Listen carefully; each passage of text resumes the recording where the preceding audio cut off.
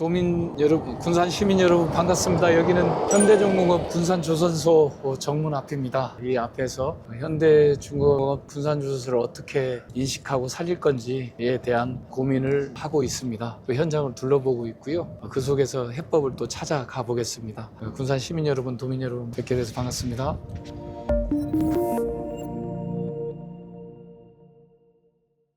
의원님, 요즘 의원님께서 언론이나 미디어를 통해서 군산 조선소에 대해 언급을 많이 하고 계시잖아요. 제가 짧은 기간 동안 예습을 조금 해보긴 했는데 타지에 거주하시거나 일반 분들이 접하시기엔 다소 좀 사연도 있고 난해한 주제 같아요. 그래도 의원님이 여기 전문가시니까 오늘 이곳을 돌아보면서 하나씩 설명해 주시면 좋을 것 같습니다. 네, 같이 한번 돌아보죠 뭐. 네, 이쪽으로 들을까요? 이쪽 좌측이 이제 현대중공업 군산조선소고 저쪽 우측이 CJ 대한통운 써 있는 곳인데 사실 군산의 심장 역할을 했던 곳이죠. 이쪽 현대중공업 조선소가 군산 경제의 한 25%를 차지했고 한 7, 8년 전에 현대중공업이 폐업을 하고 GM대우가 떠나고 하면서 군산이 상당히 경제적으로 어려워진 상황이 있었죠. 그때 제가 문재인 정부 청와대에 가서 군산조선소를 어떻게 살릴 것인가, 지원할 것인가, 저의 또 숙제 중에 하나였던 것이 사실입니다. 근데 그때 왜 중단됐던 거죠? 아무래도 그때 조선산업이 세계적으로 불황이었고, 그 다음에 국내 투자도 상당히 조선산업이 많이 된 상황이었고, 불황이 이제 겹쳤던 거죠. 그때 대우조선이라든가 STX라든가 다 같이 어려운 여건으로 빠지는 상황이었죠, 그때. 그러다 보니까 이제 울산의 본조도 사업량을 줄이고 그러면서 군산을 폐쇄하게 됐던 거죠.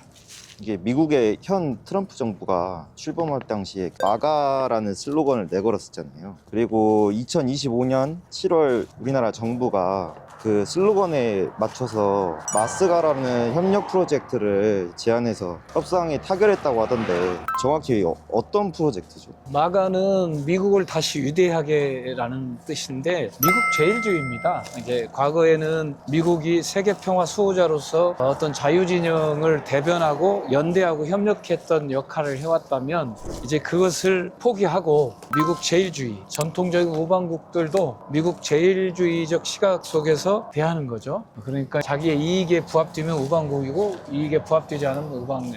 미국을 위대하게 만들겠다라고 하는 그 차원에서 이제 관세 협상을 하게 됐고 그 관세 협상 과정에서 마스가 프로젝트라고 해서 미국을 조선 산업을 다시 위대하게라고 하는 프로젝트를 제안을 하게 됐던 거고 거기에 1,500억 불을 지원하게 됐던 거죠. 우리나라 돈으로는 한 207조에 해당됩니다. 그래서 미국 조선산업을 위대하게 만들겠다는 게 이재명 대통령의 관세 협상의 핵심 포인트였죠. 그래서 그걸로 우리가 미국과의 관세를 낮추고 미국의 인센티브를 그렇게 준 겁니다. 그게 마스가 프로젝트라고 볼 수 있죠. 근데 이제 미국은 배를 제조할 수 있는 생태계가 망가져 있어서 미국에서 조선을 건조하기가 어려운 상황으로 알고 있고 그래서 결국은 우리가 1,500억 불을 투자하면 배를 다시 반건조한다든가 완전 건조한다든가 이런 형태로 해서 미국에 다시 돌려보낼 수밖에 없다라는 거죠. 그런 형태로 결국은 현대중공업이나 하나오션이나 또는 제3의 우리 조선업체들이 발주를 받아서 군함이든 전력물자선이든 상선이든 제조할 수밖에 없다 이렇게 보고 있습니다.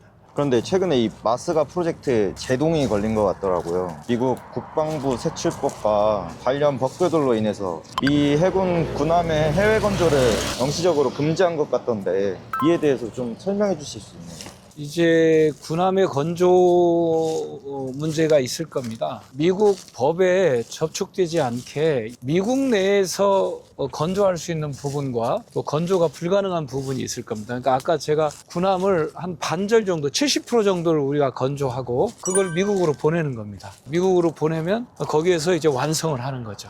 그런 형태일 수도 있고요. 또는 우리 현대중공업 군산조선소에 조차지를 둔다면 군산 비행장에 미군이 활용하듯이 그런 조차지를 둔다면 거기에서는 또 가능할 수 있겠죠. 네, 그런 방법으로 대응을 할 수밖에 없다. 그 미국이. 왜냐하면 미국이 지금 조선산업 생태계가 무너져 있어서 여기에서 뭐 50%든 70%든 건조해서 가는 거다. 뭐 이렇게 볼 수 있죠. 군함이라든가 보안이 좀 필요한 배들은 그렇다고 볼 수 있죠.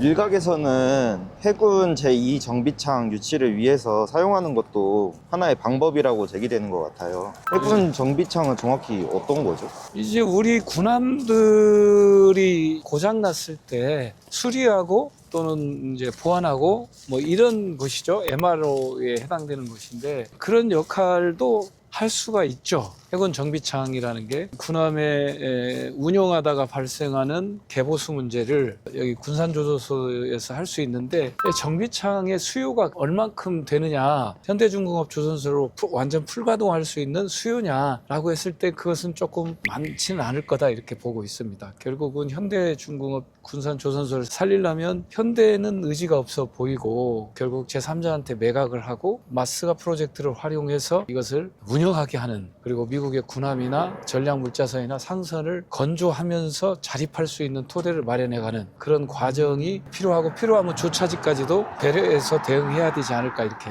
보는 거죠.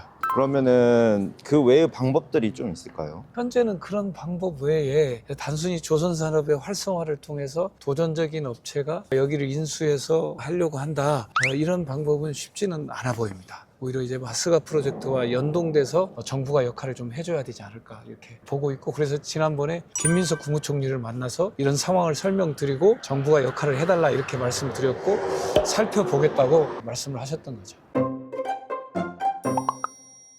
군산 시민 여러분들께서 군산조선소에 대한 애환, 희망, 바람이 얼마나 강력한지 알고 있습니다. 또 이것이 희망 고문으로 다가오는 것이 아닌가라고 하는 우려도 잘 알고 있습니다. 그러나 마스가 프로젝트를 활용해서 군산조선소를 살리는 길은 우리한테 둘도 없는 기회입니다. 이 기회를 이재명 정부와 함께 협력을 통해서 살려가야 됩니다. 그렇지 않으면 우리한테 새로운 기회를 기다리는 것은 더 어렵지 않을까 싶습니다. 군산 시민 여러분, 희망 고문이 아니라 군산조선소가 새로 단장해서 여러분의 직장이 되고 희망이 될 수 있도록 노력하겠습니다. 단순히 뭐 선거용이 아니라 이 부분은 이재명 정부의 노력과 지렛대를 통해서 반드시 해결해야 할 과제다 이렇게 말씀드립니다. 군산 시민 여러분, 기다려 주시기를 부탁드립니다. 열심히 하겠습니다.